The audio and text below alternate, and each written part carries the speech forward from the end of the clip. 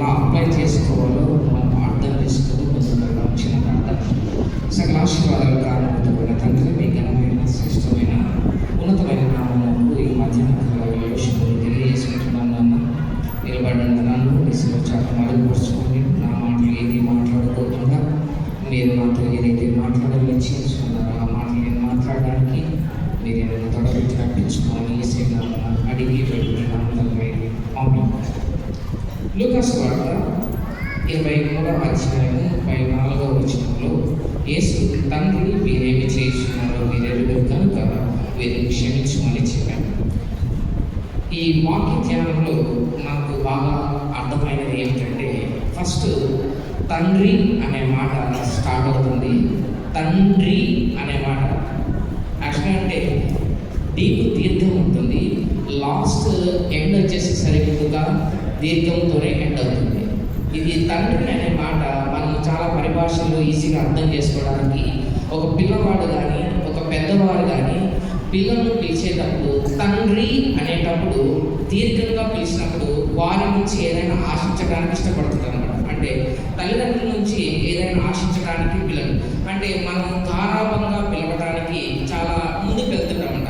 ఆ దీర్ఘంలోనే చాలా స్పష్టమైన మాట మనకు కనపడుతుంది. అంటే కుమారుడైన యేసుక్రీస్తు ప్రభుల వారు తండ్రిని గోజాడుకుంటున్నట్లుగా మనకు అర్థమవుతుందంట ఈ మాటలు. అందుకోసమే ఈ లూకాసు వార్తను రాసేటప్పుడు డాక్టర్ లూకా గారు ఈ పత్రిక సుమారుగా క్రీస్తు శకము 80 నుండి 100 మధ్య కాలంలో జరిగిందని వ్యాఖ్యానకర్తలు చెబుతూ ఉంటారన్నమాట.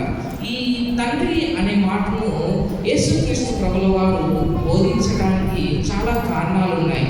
చాలా విషయాలను మనకు స్పష్టంగా చెప్పడానికి ఇష్టపడుతున్నాడు. అందుకోసమే క్రీస్తు శకము 2000 సంవత్సరంలో యేసుక్రీస్తు ప్రభుల వారు నీ కొరకు నా కొరకు మరణించి తిరిగి లేచాడు అని ఈ గుడ్ ఫ్రైడే దినాన్ని మనము పురస్కరించుకుంటున్నాం. అందుకోసమే ఫిలిప్పీ పత్రిక 2వ అధ్యాయం 7వ వచనాన్ని ఆలోచన చేసుకుంటే, పాపం ఎరుగని ఆయన మన కొరకు దాసుని స్వరూపము ధరించుకొని తను తానే రిక్తునిగా ఎంచుకొనేను అనే మాట ఉంటుంది కదా.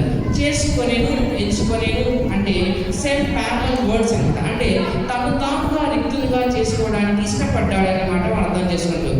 ఈ 7 మాటలు చాలా ప్రాముఖ్యమైన మాటలుగా మనం అర్థం చేసుకోవచ్చు. ఈ 7 మాటల్లో ప్రతి మానవాళికి చాలా ఉపయోగకరంగాను మానవాళికి అత్యంత అవసరమైనదిగా మనకు కనబడుతుంది. ఈ 7 మాటల పరమార్థాన్ని మనము చాలా చాలా విశిష్టంగా మనకు కనబడుతుందని అర్థం చేసుకోవచ్చు. ఈ మాటల్లో మనకు మొదటి మాటను ఆలోచన చేసుకుంటే ఇది ప్రార్థనతో ఆరంభమై 7వ మాట వచ్చేసేసరికి ప్రార్థనతోనే ఎండ్ అవుతుందని మనం అర్థం చేసుకోవచ్చు. ఈ 7 మాటల్లో ఒక్కొక్క మాట మనం ఆలోచన చేసుకుంటే, ఫస్ట్ మాట తండ్రి మీరేమి చేయించున్నారో వీరెదురు కనుక మీరు క్షమించుకో అనే మాట మాట్లాడతారు. 2వ మాట గురించి ఆలోచన చేసుకుంటే అక్కడ విమోచన గురించి అక్కడ ఉంటుంది. 3వ మాట అమ్మ ఇదిగో నీ కుమారుడు అనే మాట ఉంటుంది. 4వ మాట నా దేవా నన్ను ఎందుకు విడిచితివి అనే మాట ఉంటుంది. 5వ మాట దప్పికొనుచున్నా అనే మాట ఉంటుంది. 6వ మాట సమాప్తమైనది అనే మాట ఉంటుంది. లాస్ట్కి తండ్రి నా ఆత్మను నీ చేతికి అప్పగించుకుంటున్నాననే మాట. ఈ మాటల్లో చాలా ముఖ్యంగా విషయాలను మనం అర్థం చేసుకుంటే, మొదటి 3 మాటలలో కనుక మనం అర్థం చేసుకుంటే యేసుక్రీస్తు ప్రభుల వారు ఇతరుల గురించి మాట్లాడుతున్నట్టు ఈ మాటలో కనబడుతుంది. ఆ తర్వాత 4 నుంచి 5 వరకు ఆలోచన చేసుకుంటే వ్యక్తిగతంగా తాను ఎంత బాధపడుతున్నాడో ఆ విషయాన్ని మనం అర్థం చేసుకోవచ్చు. 6 నుండి 7 వరకు ఆలోచన చేసుకుంటే ఒక గొప్ప కేక వేసి ఒక దేశానికి కానీ ప్రపంచానికి విముక్తిని కలుగజేశాడనేది మనము అర్థం చేసుకుంటాం. అందుకోసమే ఈ 7 మాటలు బైబిల్లో చాలా సంపూర్ణతకు గుర్తుగా ఉంటుంది. అందుకోసం బైబిల్లో ఈ 7 అనే అక్షరము చాలా సందర్భాలలో 120 సార్లు పైబడి ఉంటుందనేది మనం అర్థం చేసుకోవచ్చు. అందుకోసమే ఈ లోకంలో ఆయన శరీరధారిగా ఉన్నప్పుడు 3 సార్లు అంటే శరీరధారిగా ఉన్నప్పుడు తను తాను 3 వ్యక్తుల రూపంలో కనపరుచుకున్నాడు అనమాట. ఆ కనపరుచుకున్న విషయాలలో ఏమిటంటే, ఒకటి ప్రధాన యాజకుడుగాను, 2వది రాజుగాను, 3వదిగా తన ప్రవక్తగా కనపరుచుకున్నాడు. యాజకుడుగా హెబ్రీ పత్రిక 6వ అధ్యాయం 20వ వచనంలోను, రాజుగా యోహాను సువార్త 18వ అధ్యాయం 38లోను, ప్రవక్తగా యోహాను సువార్త 7వ అధ్యాయం 40వ వచనంలోను తను తాను ప్రత్యక్షపరచుకోవడానికి ఇష్టపడ్డాడు అనమాట. ఇందులో మనకు ఈ మొదటి మాటలో 3 భాగాలుగా మనం విభజించుకున్నట్లయితే వాటిని మాత్రమే నేను ఆలోచించడానికి ఇష్టపడుతున్నా. మొదటి మాటను మనం 3 భాగాలు విభజించుకున్నట్లయితే, ఒకటి తండ్రి మీరేమి చేస్తున్నారో మీరెందరూ అనే మాటను మనం ఆలోచన చేసుకుంటున్నాము. ఆ తర్వాత క్షమించను అనే మాటను మనం లోతుగా ఆలోచన చేద్దాం. మూడో విషయం ఏమిటంటే ఆయనే మనకు మాదిరి ఉంచిపోయాడు. ఈ లోకంలో ఎవరు మనకు మాదిరి ఉంచిపోయలేదు, ఆయనే మనకు మాదిరి ఉంచాడు అని మనం అర్థం చేసుకుంటాం. ఈ మొదటి మాటను ఓన్లీ మనం ఆలోచన చేసుకుంటే తండ్రి మీరేమి చేయించున్నారో మీరెరుగరు అనే మాట అంటే ఎవరిని గురించి ఈ మాట మాట్లాడాడు అనేది మనం ఆలోచన చేసుకుంటే అక్కడ చాలా మంది ఈ యూదులు ఉన్నారు, తర్వాత ఇశ్రాయేలు ప్రజలు ఉన్నారు, ఆ తర్వాత ఆయనను గుమ్మి వేసిన జనులు ఉన్నారు, చాలా మంది దూషకులు ఉన్నారు. అందుకోసమే వీరు అనే మాట మాట్లాడడానికి దేవుడు మనకు ఈజీగా కనబరుస్తున్నాడట. అందులో చాలా మంది వ్యక్తులను ఉద్దేశించి వీరందరూ నీవు నేను ఆ ప్లేస్లో నీవు నేను ఉన్నా కూడా మీరు అనే మాటను సంబోధించడానికి దేవుడు ఇష్టపడ్డాడని మనం అర్థం చేసుకోవచ్చు.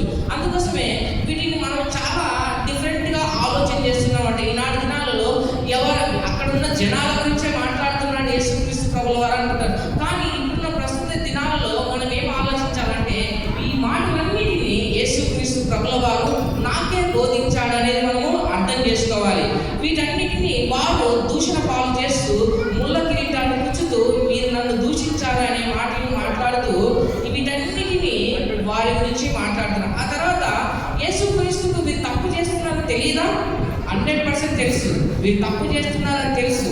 అయినప్పటికీ ముమ్మాటికి తెలిసినప్పటికీ వారిని క్షమించడానికి ఇష్టపడ్డాడు. అందుకోసమే లేఖనాల ప్రకారం వారు ఎంత హింసించినప్పటికీ దేవుడు చూస్తున్నప్పటికీ తండ్రి అయిన దేవుడు తన కుమారుడైన యేసుక్రీస్తు చూస్తున్నప్పటికీ కూడా మౌనమే దాల్చాడు.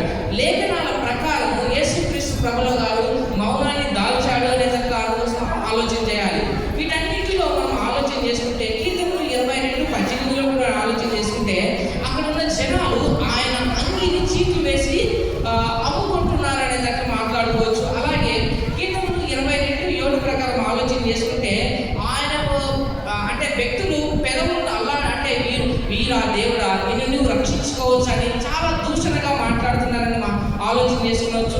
అలాగే లూకా సువార్త 23:35 కూడా ఉంటుందంట, తను నువ్వు రక్షించుకో అనే మాటలు మాట్లాడుతున్నారు. అలాగే యెషయా 53:12 కూడా అతిక్రమము చేయువాడు తను కూడా ఎంచబడిన వాడాయను. వీటన్నిటిని ఆలోచన చేసుకుంటే లేఖనాలను దేవుడు సంపూర్తిగా నెరవేర్చిన వాడుగా ఉంటున్నాడని, అన్యాయపు దాంట్లో తీర్పు పొందిన వాడుగా ఆయన కనబడుతున్నాడు. రెండో వాటిని కనుక ఆలోచన చేసుకుంటే ఆయన వీరిని క్షమించమని చెప్పాడు అన్నమాట. ఈ లోకంలో మనము వ్యక్తులను క్షమించడానికి ఇష్టపడమాట.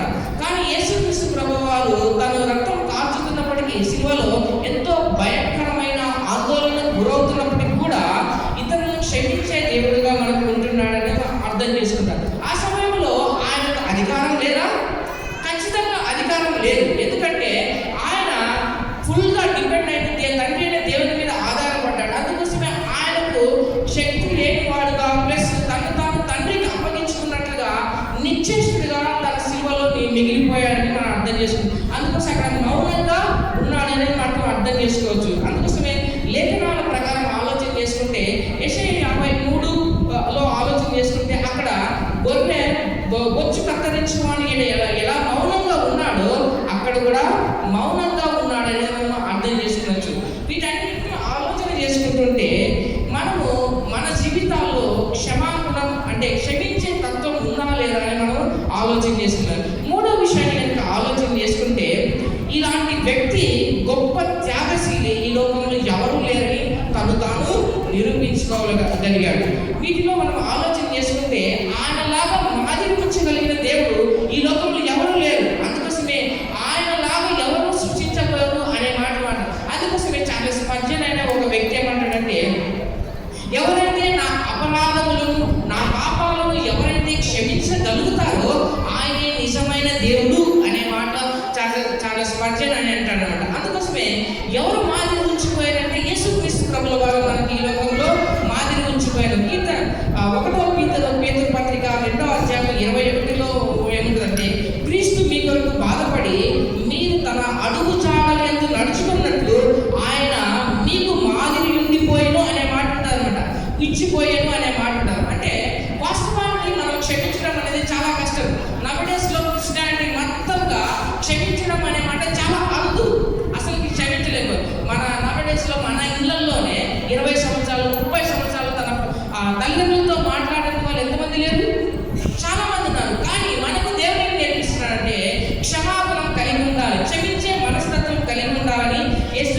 ప్రభుల వారు స్పష్టంగా చెప్తున్నారు. ఈనాడు క్రిస్టియానిటీలో మొత్తానికి ఆలోచన చేసుకుంటే క్రిస్టియానిటీలో క్షమించే మనస్తత్వమే లేదు. యేసుక్రీస్తు ప్రభుల వారు ఈ గుడ్ ఫ్రైడే దినాన క్షమించే మనస్సు కలిగి ఉండాలని యేసుక్రీస్తు ప్రభుల వారు చెబుతున్నారనమాట.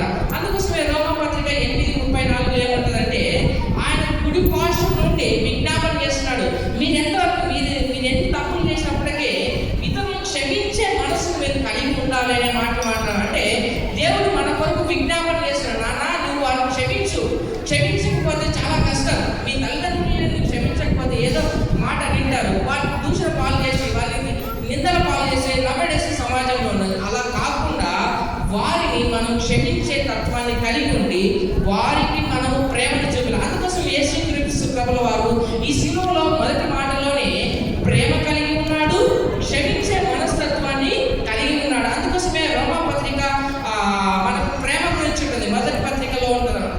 రోమపత్రిక 11వ అధ్యాయం 1 నుండి ఆలోచన చేసుకుంటే అక్కడ ప్రేమ అనే మాట ఉంటుంది. ప్రేమ అన్నిటినీ కప్పునంట, ప్రేమ అన్నిటినీ తాళునంట, దీర్ఘకాలం సహించినట్ట. అందుకోసమే ఈ లోకంలో మనం ప్రేమ చూపిస్తే అందరూ ఈజీగా మనల్ని మెస్మరైజ్ అవ్వడానికి ఛాన్సెస్ ఉంటుంది.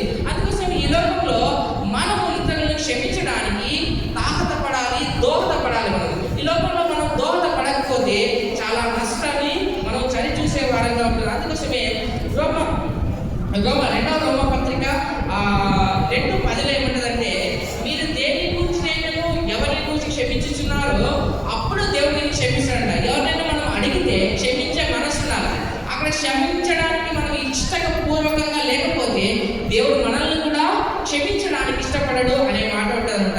అందుకోసమే కొలస్సీ పత్రిక 3:13 ఏమంటుందంటే, ఒకరికొకడు క్షమించుకొనుడి, అప్పుడు ప్రభువు మిమ్మును క్షమిస్తాడు అనే మాటలే ఉంటుంది. అందుకోసమే వీటన్నిటిని మనం ఆలోచన చేసుకుంటే క్షమాగుణం మనం కలిగి ఉండాలి. మనం ఈ లోకంలో చాలా మంది ఎలా ఆలోచిస్తారంటే క్షమించడానికి ఇష్టపడరు అనమాట. కానీ యేసుక్రీస్తు ప్రభుల వారు అంత కఠోరమైన పరిస్థితిలో ఉన్నప్పటికీ దేవుడు క్షమించడానికి ఇష్టపడుతున్నాడు. వారంతమంది దూషణ పాలు చేస్తున్నప్పటికీ తన సొంత ప్రజలే యేసుక్రీస్తును దూషిస్తున్నప్పటికీ వారందరినీ తండ్రి వీరిని క్షమించుము అనే మాటలు ఇష్టపడడానికి ముందుకెళ్తారు. ఎన్ని మాటలు క్షమించాలి అంటే చాలా సార్లు. అందుకోసం ఎన్ని సార్లు క్షమించాలా? మనం ఎట్లా అనుకుంటామంటే ఒకసారి క్షమిస్తే చాలంటారు, కానీ మన జీవితాంతము క్షమిస్తూనే ఉన్నాం. అందుకోసమే మనం ఆలోచన చేసిన మత్తయి సువార్త 18వ అధ్యాయం 21-25 వచనాలు ఏమంటుందంటే,